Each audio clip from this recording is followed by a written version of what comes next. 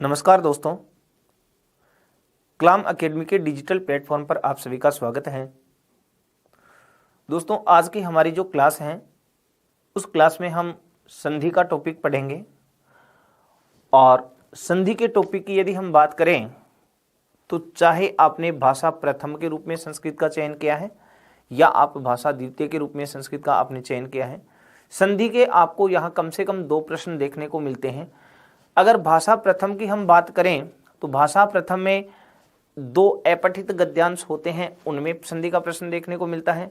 और भाषा सेकंड की हम बात करें तो वहाँ एक अपठित गद्यांश और एक अपठित जो पद्यांश है, श्लोक है, उसमें संधि का प्रश्न आपको देखने को मिलता है।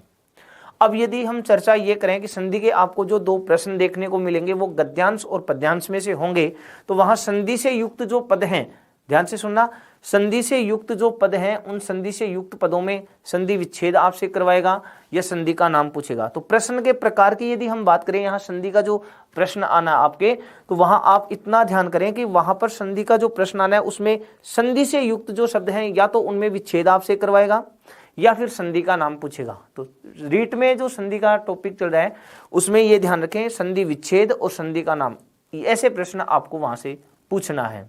तो प्रश्न होने हैं 2। अब संधि जो है वो जो गद्यांश और पद्यांश में संधि से युक्त पद हैं उनमें से पूछना है। अब इस संधि के टॉपिक को हम डिटेल से पढ़ते हैं। संधि किसे कहते हैं, संधि के भेद कितने होते हैं, कौन सी संधि के कितने उपभेद होते हैं, इनकी हम विस्तार से चर्चा इस जो संधि का टॉपिक अपना होगा उसमें करेंगे। तो चलिए स्टार्ट करते हैं अपने टॉपिक को, और अपना टॉपिक है संधि। संधि, देखिए संधि की हम बात करें तो सबसे पहले संधि शब्द की व्युत्पत्ति। व्युत्पत्ति कि संधि शब्द बना कैसे है। तो संधि शब्द सम उपसर्ग पूर्वक डूधाय धातु है और उस डूधाय धातु में की प्रत्यय के योग से शब्द बना हुआ है कौन सा, संधि। ये अपना जो संधि शब्द है उसका निर्माण है। यदि संधि शब्द के हम शाब्दिक अर्थ की बात करें तो शाब्दिक अर्थ जो होता है इसका वह होता है क्या, मेल। सम उपसर्ग पूर्वक डूधाय धातु में की प्रत्यय के योग से शब्द बनता है संधि। यहाँ पर डूधाय जो धातु है उस डूधाय धातु का ही आपके शेष रह जाता है क्या, धा, ठीक है ना। तो डूधाय धातु जो है उसका ही धा शेष रहता है। तो ऐसे भी हम कह सकते हैं सम उपसर्ग पूर्वक धा धातु में की प्रत्यय के योग से शब्द बना हुआ है कौन सा, संधि। क्लियर। फिर उसके बाद हम परिभाषा की बात करें। परिभाषा, संधि की परिभाषा, तो परिभाषा ये है वर्ण संधानम, वर्ण संधानम संधि। यहाँ जो संधानम शब्द है इससे तात्पर्य है मेल, कि वर्णों के परस्पर मेल को ही हम क्या कहते हैं, संधि कहते हैं। संधि की परिभाषा सुनना, वर्ण संधानम संधि, वर्णों के परस्पर मेल को ही संधि कहते हैं। फिर उसके बाद पाणिनि के अनुसार यदि हम संधि की बात करें, पाणिनि के अनुसार यदि हम संधि की बात करें तो उन्होंने संधि को संहिता का नाम दिया है। संधि को किसका नाम दिया है, संहिता का। तो उनके अनुसार परिभाषा ये होगी, परह सन्निकर्ष है संहिता। परह सन्निकर्ष है संहिता। परह यानी परस्पर, सन्निकर्ष है अत्यधिक निकटता, अतिशय सन्निधि। वर्णों की परस्पर अत्यधिक निकटता का विषय ही क्या कहलाता है, संहिता कहलाता है, जहां क्या हो, विकार हो। तो हिंदी भाषा में आप जहां ऐसे कह सकते हैं कि 2 या 2 से अधिक वर्णों के परस्पर मेल से जो विकार उत्पन्न होता है उस विकार को संधि कहते हैं। वो यही है, परह सन्निकर्ष है संहिता, अर्थात वर्णों के परस्पर मेल को ही क्या कहा जाता है, संहिता कहते हैं। और यहाँ जो संहिता पद है ना, इस संहिता पद से तात्पर्य क्या है भाई, संधि से है। संहिता पद से तात्पर्य क्या है, संधि, अर्थात वर्णों की परस्पर अत्यधिक निकटता का विषय ही क्या कहलाता है, संहिता कहलाता है, संधि कहलाता है। उदाहरण के द्वारा समझ लीजिए, जैसे अपने पास एक उदाहरण है सुधी धन उपास्य। सुधी धन उपास्य ये उदाहरण है, ठीक है। अब इस उदाहरण में आप ध्यान दें, अपन ने सुधी धन जो उपास्य ये जो उदाहरण लिखा है, यहाँ पर सुधी में ई है और उपास्य में यहाँ पर क्या है उ। ई और ऊ आपस में मिल रहे हैं तो ई के स्थान पर हो गया ये। तो ये जो विकार हो रहा है इस विकार को हम कहते हैं संधि। और जैसे ही विकार हो जाएगा तो रूप जो यहाँ पर बनेगा शुद्ध्युपास्य, ये हो जाएगा इसका संधि से युक्त पद हो जाएगा शुद्ध्युपास्य। तो परिभाषा होगी वर्ण संधानम संधि। और यदि हम परिभाषा की बात करते हैं वर्ण संधानम संधि पाणिनि के अनुसार परः सन्निकर्षः संहिता, ये सामान्य सी अपन संधि की बात हुई। एक बार और सुन ले, मैं आपको फिर से रिपीट करके बता देना चाहता हूं कि यहाँ पर जो है संधि से युक्त जो प्रश्न होंगे वो संधि से युक्त शब्द आएंगे, उनमें आपसे विच्छेद पूछेगा, संधि का नाम पूछेगा। इसलिए परिभाषाएं वगैरह आपको रीट में नहीं पूछना है, वहां तो संधि से युक्त शब्द है उसका विच्छेद या संधि का नाम पूछेगा। फिर भी सामान्य सी ये बातें आप ध्यान रख सकते हैं। उसके बाद आगे की चर्चा करें भेदों को लेकर के। संधि के भेद, संधि पद जो है उसके भेद। तो संधि के भेदों की हम बात करें तो संधि के भेद कितने माने गए हैं? तो सरलता से आप याद करें, संधि के 3 भेद माने गए हैं। मुख्यतः कितने भेद हैं? 3 भेद हैं। संधि कतिधा त्रिधा, 3 प्रकार की। अब जो 3 भेद हैं उनमें एक नाम तो है अच्च संधि, इसी अच्च संधि का दूसरा नाम है स्वर संधि। नंबर 2 की हम बात करें हल संधि, और हल संधि का ही नाम है व्यंजन संधि।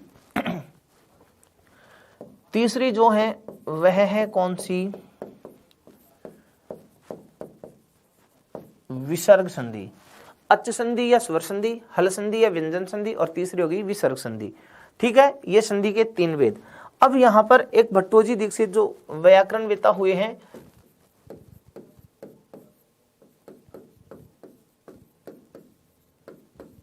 भट्टोजी दीक्षित जो हुए हैं, भट्टोजी दीक्षित ने संधि के 5 भेद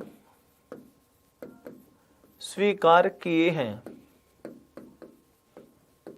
इन्होंने संधि के कितने भेद माने हैं? संधि के इन्होंने 5 भेद माने हैं। ये बात ध्यान रखें, इन्होंने संधि के कितने भेद माने हैं भाई? 5 भेद माने हैं। अब वे 5 भेद हैं जो कौन से हैं इनके विषय में सुनना। 3 तो सेम टू सेम है, अच्च संधि, दूसरा हो गया हल संधि, तीसरा भेद विसर्ग संधि, उसके बाद कहें स्वादि संधि, और एक माना है इन्होंने कौन सा? प्रकृति भाव संधि। संधि के कितने भेद माने हैं इन्होंने? 5 भेद माने हैं, अच्च हल विसर्ग स्वादि और प्रकृति भाव। इन्होंने ये 5 भेद माने हैं। अब क्या पाणिनि आदि जो विद्वान हुए हैं, क्या उन्होंने ये जो स्वादि संधि और अपन बात करें ये जो प्रकृति भाव संधि है, क्या इन संधियों को संधि नहीं माना? उन्होंने भी माना है, लेकिन उन्होंने क्या किया? जो स्वादि संधि है ना, स्वादि संधि, स्वादि संधि ये तो विसर्ग का उपभेद है, विसर्ग का उपभेद, और प्रकृति भाव जो संधि है, प्रकृति भाव ये है स्वर का उपभेद। इन्होंने स्वादि संधि को विसर्ग संधि का उपभेद माना है, और प्रकृति भाव संधि जो है उसको स्वर संधि का उपभेद के रूप में स्वीकार किया है पाणिनि आदि विद्वानों ने। ठीक है ना। तो भट्टोजी दीक्षित ये संधि के 5 भेद मानते हैं। ये सामान्य सी जानकारी मैंने आपको बताई है। उसके बाद आगे चलते हैं। अब एक एक जो संधि है उन संधि को हम डिटेल से पढ़ेंगे। सबसे पहले अपने पास आई स्वर संधि।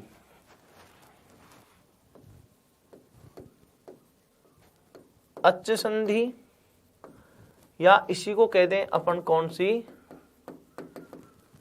स्वर संधि।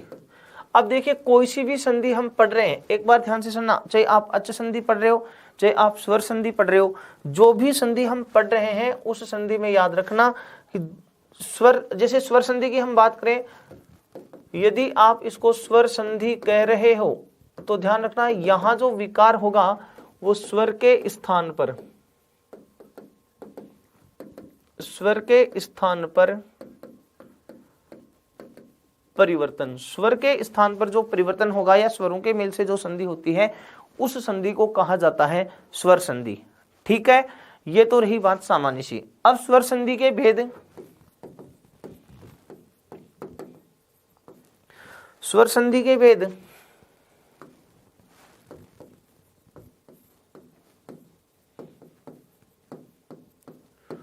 स्वर संधि के भेद हैं कितने? 8। स्वर संधि के भेद कितने हैं? 8 हैं। और जो 8 भेद हैं वो इस प्रकार से हैं। नंबर 1 सवर्ण दीर्घ संधि, सवर्ण दीर्घ संधि। नंबर 2 की हम बात करें तो यण संधि। नंबर 3 गुण संधि। नंबर 4 वृद्धि संधि। नंबर 5 हो गई अयादी संधि। नंबर 6 पूर्व रूप संधि। नंबर 7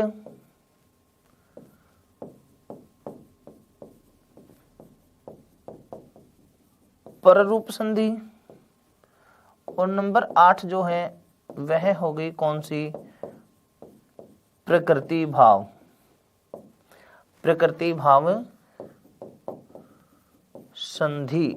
ये स्वर संधि के 8 भेद हैं। सवर्ण दीर्घ, यानी गुण, वृद्धि, अयादी, पूर्व रूप, पररूप और प्रकृति भाव। इनकी पहचान क्या है? इनकी पहचान ये ध्यान रखें कौन सी संधि में कौन से वर्ण। तो सवर्ण दीर्घ की हम बात करें तो आप इसको सीधे सीधे ये समझ लो, जहां पर आ, ई, उ या बड़ी री, इन चारों में से कोई सा एक वर्ण बनेगा उस संधि को आप नाम बता देंगे सवर्ण दीर्घ। ये बनता कैसे है, कहां बनता है, इनकी चर्चा डिटेल से करेंगे। ये सिर्फ मैं पहचान लिख रहा हूं कि कौन सी संधि में कौन से वर्ण बनते हैं। यदि यण संधि की हम बात करें तो यण संधि में यण वर्ण बनेंगे। और यण वर्ण में अपन ने माहेश्वर सूत्र जो आया था, वर्णों का टॉपिक जो आया था, दोनों में अपन ने पढ़ा था यण वर्ण। यण वर्णों का क्रम जो है ये वरेल है। ये आपके जो रीट की जो एग्जाम लगी है 2021, इसमें भी ये पूछा जा चुका प्रश्न है। तो यण वर्ण जो है वो ये, वे, रे और ले। इसका मतलब इस संधि में जो वर्ण बनना है वो कौन सा बनेगा? ये वरल बनेगा। ठीक है ना, इस तरीके से। यदि गुण संधि की हम बात करें तो गुण वर्ण जो है वो ए, ओ और ए, लेकिन ए अकेला नहीं होगा। ए के साथ रे प्रत्याहार का वर्ण रे और ए के साथ रे ही प्रत्याहार का वर्ण है ले। तो अरे और अल ये जुड़ करके आएंगे। ए, ओ, अर, अल, इन चारों में से कोई सा एक बना है। इसका मतलब आप समझिए वह संधि कौन सी संधि है? गुण संधि। यदि वृद्धि संधि की हम बात करें तो एक तो है गुण और वृद्धि हो जाएगी क्या? आई। फिर इसी प्रकार ओ गुण है तो वृद्धि क्या हो जाएगी? औ। और अर का बन जाएगा क्या? आर। ये ध्यान रखें। ये इसके उदाहरण आई, औ और आर के उदाहरण आपको यहाँ देखने को मिलेंगे, वो वृद्धि संधि हो जाएगी। यदि अयादी संधि की हम बात करें तो जिसमें अय आदि अर्थात अय, अव, आय और आव, अय, अव, आय, आव, ये 4 आदेश हैं। इन चारों में से अगर कोई सा एक बन रहा है संधि करने पर तो इसका मतलब वह संधि हुई है कौन सी संधि? अयादी संधि। पूर्व रूप संधि की सरल सी पहचान है, आप ये ध्यान रखना, एक के साथ अवग्रह चिन्ह और ओ के साथ अवग्रह चिन्ह आपको जहां दिखाई दे, ए या ओ के साथ अगर अवग्रह चिन्ह आपको दिखाई दे रहा है, इसका मतलब वह संधि है कौन सी संधि? पूर्व रूप संधि। फिर पररूप संधि की पहचान क्या है? 2 वर्णों, कम से कम संधि कितनी होती है? 2 वर्णों में। तो 2 या 2 से अधिक वर्णों के मेल को संधि करें तो जहां 2 वर्ण आपस में मिल रहे हैं और उन दोनों वर्णों में पहले वाला शेष रहे तब तो पूर्व रूप, और पर का मतलब है बाद। दोनों की जगह एक ही शेष रहे, वो भी रहे बाद वाला, तो बाद वाला वर्ण जो शेष रहता है उस संधि को कहा जाता है कौन सी? पर रूप। तो आप सीधा अर्थ ये याद रख लीजिए, दोनों वर्णों के स्थान पर, दोनों वर्णों के स्थान पर बाद वाला वर्ण शेष रहे। दोनों वर्णों के स्थान पर बाद वाला वर्ण शेष रहे। बाद वाला जो वर्ण है, बाद वाला, इसी का नाम है परवर्ण। बाद वाले वर्ण को क्या कह देंगे? परवर्ण। और परवर्ण जहां शेष रहता है उसी संधि का नाम है कौन सी संधि? पररूप संधि। फिर प्रकृति भाव क्या कहें? दोनों वर्णों के स्थान पर कौन सा रहे? बाद वाला रहे कि पूर्व रहे? नहीं, बाद वाला शेष रह रहा है पररूप, पहले वाला शेष रहेगा पूर्व रूप। तो जो दोनों वर्ण मिलेंगे, दोनों वर्णों की मूल स्थिति रह जाए, तो इसको आप ऐसे भी कह सकते हैं, मूल स्थिति का ही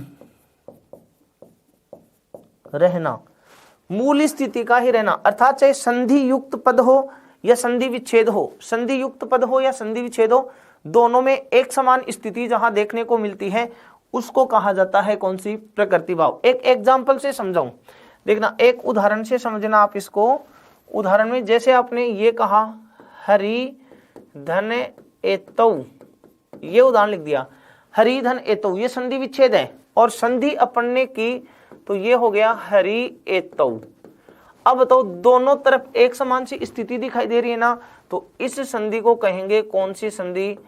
प्रकृति भाव। कौन सी संधि कहेंगे? प्रकृति भाव। तो मैं ये समझाना चाह रहा था कि मूल स्थिति का ही रहना। अब मूल स्थिति में आप ऐसे कह सकते हैं, हरि प्लस एतौ बराबर हरि एतौ, ठीक है ना। तो जो मूल स्थिति रहेगी उसी मूल स्थिति का रहना कौन सी संधि हो जाएगी भाई? प्रकृति भाव संधि होगी। ये चीज आप विशेष ध्यान रखेंगे, ठीक है। तो मूल स्थिति का ही रहना वो संधि हो गई कौन सी? प्रकृति भाव। तो ये जो 8 स्वर संधि के जो उपभेद हैं, इन उपभेदों को हम डिटेल से पढ़ेंगे। यहाँ सिर्फ और सिर्फ अपने उनकी पहचान की है कि कौन सी संधि में कौन सा वर्ण बनना है। एक बात और सुन ले, यहीं से सुन लेना, हर संधि में हम ऐसे ही चर्चा करेंगे। देखिए, ध्यान देना इस बात को, ये जो वर्ण बन रहे ना, इन वर्णों का जो नाम है वही संधि का नाम है। जैसे ए आ ई, ये 6 वर्णों के मिलने से दीर्घ वर्ण है। जो वर्ण का टॉपिक अपन ने पढ़ा था उसमें दीर्घ स्वरों की बात आई थी, तो आ ई उ री ए ऐ ओ औ 8 दीर्घ स्वर थे। उन 8 दीर्घ स्वरों में 6 वर्णों के मिलने से जो दीर्घ बनते हैं, तो 6 वर्णों के मिलने से 4 बनते हैं, इसलिए संधि का नाम 6 वर्ण दीर्घ। ये वर्ण है अंतस्थ वर्ण है, और अंतस्थ वर्ण यण प्रत्याहार के वर्ण होते हैं, इसलिए यण वर्ण हो गया तो यण संधि। अदेंग गुण है जो सूत्र है उसके अनुसार ए ओ को गुण वर्ण कहते हैं, तो ये गुण वर्ण है, इसलिए गुण संधि। वृद्धि आदैच, आदैच में ऐ और औ को वृद्धि स्वर कहा जाता है, इसलिए ये वृद्धि संधि। अय आदि, अर्थात जिसमें अय अव आय आव अगर दोनों आय चारों में से कोई सा एक आदेश हो रहा है, तो अय आदि जिसमें बनते हैं वो अयादि। तो अय आदि, आदि के लिए और भी है ना, तो नाम पड़ गया अयादि। पूर्व रूप का मतलब क्या है? पूर्व यानी पहला, दोनों वर्ण आपस में मिले पहले वाला शेष रह जाए, पूर्व रूप। उल्टा कर दो, पर रूप, दोनों आपस में मिले बाद वाला शेष रह जाए, उसका नाम हो जाएगा पर रूप। और प्रकृति का मतलब है मूल, तो भाव यानी होना, अर्थात मूल स्थिति का ही होना या मूल स्थिति का ही रहना, वो संधि हो गई कौन सी? प्रकृति भाव संधि। इस कंडीशन से आप यहाँ संधियों की पहचान कर लेंगे इन वर्णों आदि से, तो ये तो हो जाएगी पहचान कि कौन सी संधि है कौन सी नहीं है। अब इनका विच्छेद आदि करने का तरीका है और इनकी परिभाषाएं हैं, उनको डिटेल से पढ़ते हैं। ये जो वर्ण बनते हैं वो कहाँ बनते हैं, कब बनते हैं, इनकी चर्चा है, अब विस्तार से करते हैं। तो चलिए एक एक संधि को हम पढ़ते हैं। सबसे पहले सवर्ण दीर्घ संधि। सवर्ण दीर्घ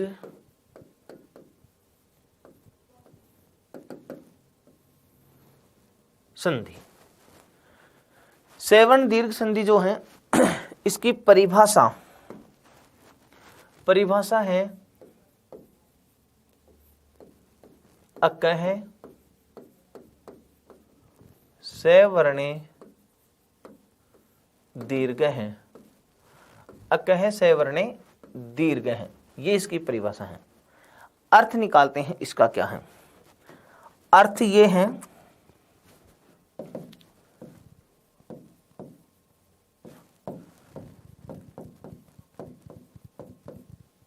अक प्रत्याहार के वर्ण के बाद, अक प्रत्याहार के वर्ण के बाद उसी का सवर्ण विद्यमान हो तो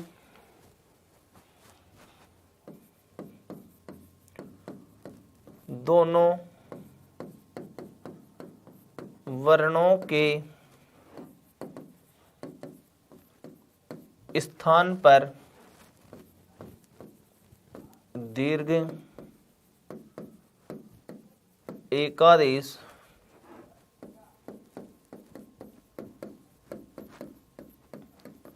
हो जाता है। ये इस सूत्र का अर्थ है। आपके रिट में ये जो सूत्र हैं, परिभाषाएं वगैरह, ये नहीं पूछेगा। मैंने आपको पहले बताया था, यहाँ परिभाषाओं के बजाय उदाहरण आएंगे, उनमें संधि विच्छेद पूछेगा या संधि का नाम पूछेगा आपसे। मैंने ये जो परिभाषा बताई है, इसका अर्थ होगा अक प्रत्याहार के वर्ण के बाद उसी का सवर्ण विद्यमान हो तो दोनों वर्णों के स्थान पर दीर्घ एकादेश हो जाता है। इस परिभाषा को आप सरल भाषा में ऐसे समझ सकते हैं, जैसे अपने पहली कंडीशन आ गई, अक प्रत्याहार का वर्ण ए या इसी का सवर्ण कौन आ। ए या आ के बाद में फिर से क्या आ जाए, ए या आ जाए, ये ध्यान रखेंगे।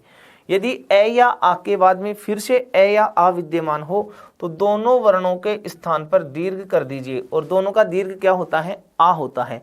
एक शर्त तो ये हो गई इसकी, ठीक है। दूसरी शर्त की हम बात करते हैं, ई अथवा ई दोनों में से कोई सी भी हो, फिर से उसके बाद ई अथवा ई आ जाए। ई या ई के बाद में ई अथवा ई हो तो दोनों वर्णों के स्थान पर जो वर्ण बनना है वह बन जाएगा ई। तीसरी शर्त क्या है, ऊ से बना लीजिए, ऊ अथवा ऊ, उसके बाद फिर से ऊ अथवा ऊ हो, दोनों वर्णों के स्थान पर दीर्घ ऊ। चौथी शर्त, री अथवा री, उसके बाद में री अथवा री हो तो दोनों वर्णों के स्थान पर दीर्घ री हो जाएगा। पांचवी शर्त हम क्या बनाएंगे, अगर री के बाद में री आ जाए तो भी दोनों वर्णों के स्थान पर दीर्घ री हो जाएगा, ठीक है ना। ये आप ध्यान रखेंगे। और लरी के बाद लरी आता है ना, तो लरी का दीर्घ नहीं होता, वो तो लरी ही हो जाएगा। तो आपको विशेष ये जो 5 कंडीशन अपन ने लिखी है, इनका ध्यान रखना है कि अक प्रत्याहार के वर्ण के बाद उसी के समान वर्ण आए, उसी का सवर्ण आए तो दोनों वर्णों के स्थान पर दीर्घ एकादेश होगा, ठीक है। अब इनके उदाहरणों से समझते हैं। जैसे उदाहरण है अपने पास, अद्य धन अपि, अद्य धन अपि, ठीक है। अब यहां पर अद्य में ए आ गया और अपि में ए है, तो ये ए और ए मिलकर के क्या बन जाएगा, आ बन जाएगा, और आ बन गया तो रूप क्या बन जाएगा अपना, अद्यापि, ये बन जाएगा। अद्य धन अपि से क्या बनेगा, अद्यापि बनेगा। इसी प्रकार आप ऐसे देखें, अति धन इव, अति धन इव आ गया तो ई के बाद में ई है तो दोनों के स्थान पर बड़ी ई बन जाएगी, और बड़ी ई बन गई तो रूप बन जाएगा अतीव। इसी प्रकार विष्णु धन उदय, ये उदाहरण आ गया, विष्णु धन उदय, दोनों तरफ ऊ आ गया, दोनों ऊ मिलकर के बड़ा ऊ बन जाएगा और रूप बन जाएगा विष्णुदय है। इसी प्रकार अपन उदाहरण कहें, जैसे कर्त्री प्लस रिद्धि,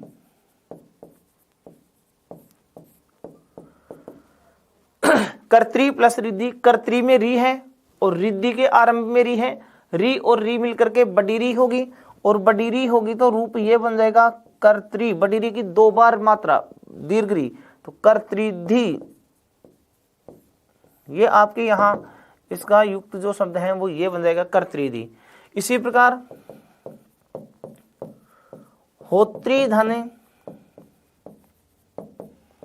ऋकार है, अब दोनों तरफ री आ गया तो बड़ी री कर दो, होत्रीकार है। ऐसा ही अगला उदाहरण है इसका, होत्री धन ऋकार है, तो यहां जो रूप बनेगा वह बन जाएगा होत्रीकार है। अब देखो होत्री ऋकार और होत्री ऋकार दोनों का रूप एक ही बना है होत्रीकार, लेकिन यदि परीक्षा में होत्रीकार ही शब्द दे दे, होत्रीकार शब्द दे करके उसका संधि विच्छेद पूछे, तो याद रखना दोनों में से अगर एक को चुनना है तो प्राथमिकता आप इसको देंगे होत्रीकार को, इसको प्राथमिकता पहले मिलेगी, ये ध्यान रखना, ठीक है ना। तो बड़ी री के साथ दोनों तरफ री वाला प्राथमिकता से देंगे। तो ये अपन ने ये कहा ए या आ के बाद ए या आ होगा तो आ बन जाएगा, ई या ई के बाद ई या ई है तो बड़ी ई होगा, ऊ या ऊ के बाद ऊ या ऊ आ गया तो बड़ा ऊ बन जाएगा दीर्घ। इसी प्रकार री के बाद री है तो दीर्घ री, और री के बाद री आ जाए तो भी दीर्घ री। ये कुछ अपन ने इनके समझने के लिए उदाहरण लिखे हैं। अब इस संधि के और बहुत से उदाहरण लेंगे और उन उदाहरणों में हम विच्छेद संधि आदि करके संधि का नाम जो है वो ढूंढेंगे। चलिए इस संधि के और कुछ उदाहरण हैं उनकी चर्चा करते हैं। जैसे उदाहरण लिखता हूं मैं,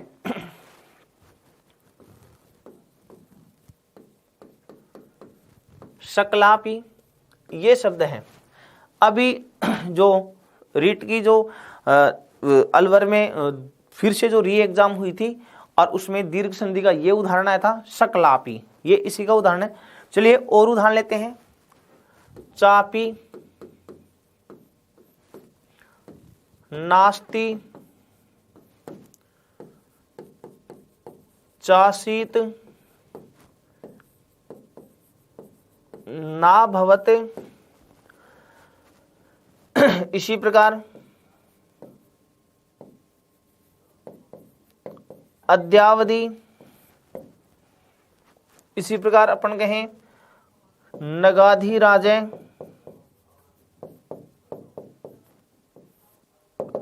राजासनम,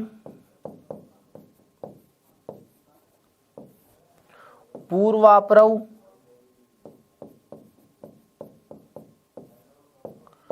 इसी प्रकार उदाहरण है ना है, नाहम, प्रा है, यथा है, धनाभाव है, कारावास है, विद्यालय है,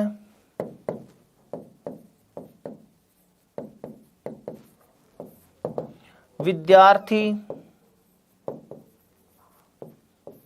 सुखार्थी, द्राक्षास्व है,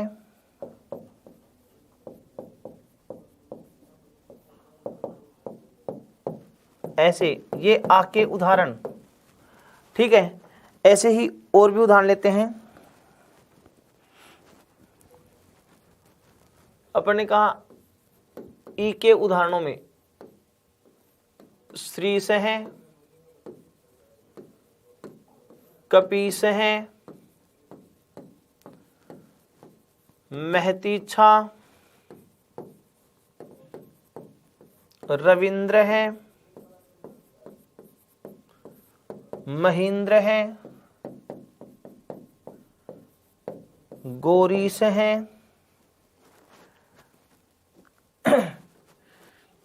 इसी प्रकार अपन बात करें परीक्षा, परीक्षक हैं, अधीक्षक हैं,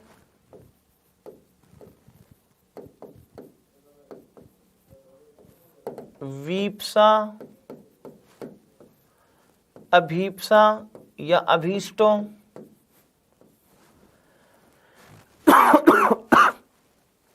ये ई के उदाहरणों की अपनी बात हुई। ठीक है, ऐसे ही और भी उदाहरण यदि ई की हम ढूंढें तो आप कोई सा भी इससे बनने वाले, जैसे अपन बात की नदी से हैं, ये उदाहरण आ गया, नदी से हैं, गिरी से हैं, ये इसी के उदाहरण हैं। ठीक है ना। तो अपन ये कहें दीर्घ ई का निर्माण जहां होगा वहां पर भी जो है दीर्घ ई का निर्माण हो रहा है, वहां पर दीर्घ संधि। ऊ के उदाहरणों की बात करें, जैसे भानुदय, लघुतरः,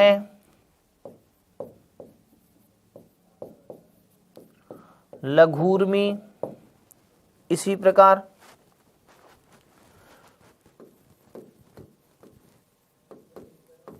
सरयूर्मी,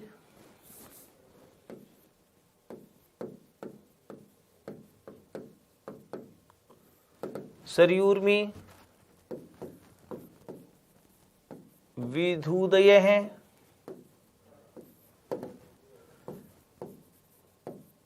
वधूत्स्व है,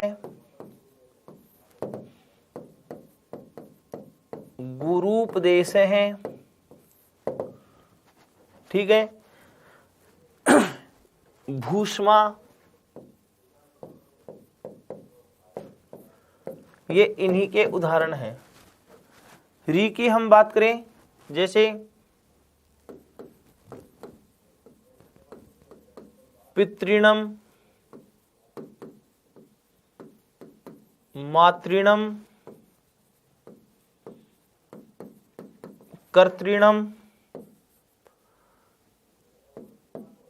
भ्रातृणम, ये इसके उदाहरण दी के। तो अपने पास ये जो उदाहरण हैं, बहुत सारे उदाहरण हो गए। अब हम इनका विच्छेद जो है उसकी चर्चा कर लेते हैं, विच्छेद की ओर बढ़ते हैं। सबसे पहले अपन ने लिखा सकलापी। सकलापी का विच्छेद करेंगे तो देखिए अपी आ रहा है, तो सकल धन अपी, तो इसका विच्छेद हो जाएगा सकल धन अपी। ए और ए मिलकर के क्या बना है, आ बना है। दूसरा उदाहरण है चापी, तो विच्छेद करेंगे चे धन अपी। ठीक है, इसी प्रकार नास्ति, ने धन अस्ति, चासीत, चे धन आसीत, नाभवत, ने धन धातु रूप में पढ़ा था ना, भू धातु का लंग लकार, एभवत, ने धन एभवत। अद्यावधि, तो अद्य धने अवधि। इसी प्रकार नगाधिराजे, नग धने अधिराजे हैं। राजासनम, राजा धने आसनम, राजासनम, राजा धने आसनम। इसी प्रकार पूर्वाप्रव, पूर्व धने अपरव, पूर्व धने अपरव, पूर्वाप्रव। ना है तो ने धने ए है, नहीं आ है, नहीं बोला, एह नहीं होगा या आ है होगा। ने धन आ है, नहीं बोला, नहीं कहा। और नाहम यहां हो जाएगा ने धने अहम, मैं नहीं। प्रा है, प्रे धने आ है। यथा है, यथा धने आ है। धनाभाव है, तो धने धने अभाव है। इसी प्रकार कारावास है, कारा, कारा कहते हैं कैदी को, कैदियों का आवास, तो कारा धने आवास है। विद्यालय सरल सा ही है, विद्या धने अलय की आलय, आलय, विद्या धन आलय। विद्यार्थी, इसका हो जाएगा विद्या धने अर्थी, आर्थी नहीं अर्थी, विद्या धन अर्थी, विद्या को चाहने वाला। ठीक इसी प्रकार सुखार्थी का क्या बन जाएगा, सुख धने अर्थी, सुखार्थी। द्राक्षास्व अंगूर का रस, द्राक्षा धने असव, द्राक्षा धन अश्व है, द्राक्षाश्व है, ये इसका विच्छेद। आगे वाले जो थे श्री से है तो विच्छेद करेंगे, श्री धन ईश है। यहां पर दीर्घ ई की ध्वनि जो आ रही है शब्द को यहीं से तोड़ दो, श्री धन ईश है, श्री से है। कपीस है तो कपी धन ईश है, कपीस है। महतीचा बड़ी इच्छा तो महती, भवत का स्त्रीलिंग में भवती शब्द रूपों में पढ़ा था तो महत का महती स्त्रीलिंग में महती धन इच्छा, बड़ी इच्छा तेज इच्छा इस रूप में। इसी प्रकार रविंद्र है, रवि धन इंद्र, महींद्र मही पृथ्वी के लिए है, मही धन इंद्रो पृथ्वी का स्वामी। गौरीश है, गौरी धन ईश है। इसी प्रकार परीक्षा, परिधन ईक्षा तो परीक्षक का क्या हो जाएगा, परिधन ईक्षक है, परीक्षक है। ठीक है, आगे अधीक्षक है, अधिधन ईक्षक है, अधीक्षक है। वीप्सा, विधन ईप्सा, वीप्सा। अभीष्टम, अभिधन इष्टम, अभीष्टम। नदी से है, नदी, नदी में ई की मात्रा बड़ी होगी याद रखना, नदी धन ईश है, नदी से है। गिरी से है तो गिरी, गिरी में ई छोटा होगा, गिरी धन ईश में ई बड़ा, गिरी धन ईश है। भानुदय है, भानु धन उदय है। लघुत्र है, लघु धन उत्तर है। लघुर्मी, लघु धन ऊर्मी, छोटी लहर, छोटी तरंग ऐसे। इसके बाद आगे सरयूर्मी, सरयू नदी सूचक शब्द है, सरयू धन ऊर्मी,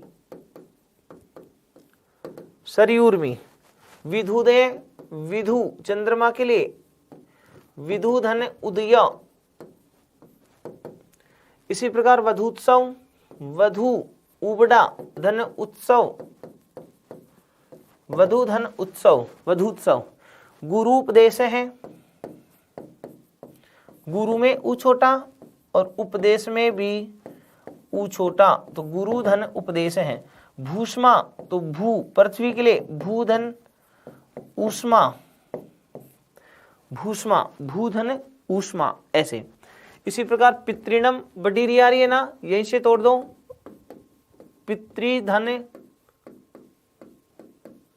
ऋणम। मातृणम फिर से दीर्घ री आ गई तो मातृधन ऋणम। कर्तृणम तो यहां से तोड़ दो, कर्तृधन ऋणम। भ्रातृणम फिर यहां से तोड़ दो,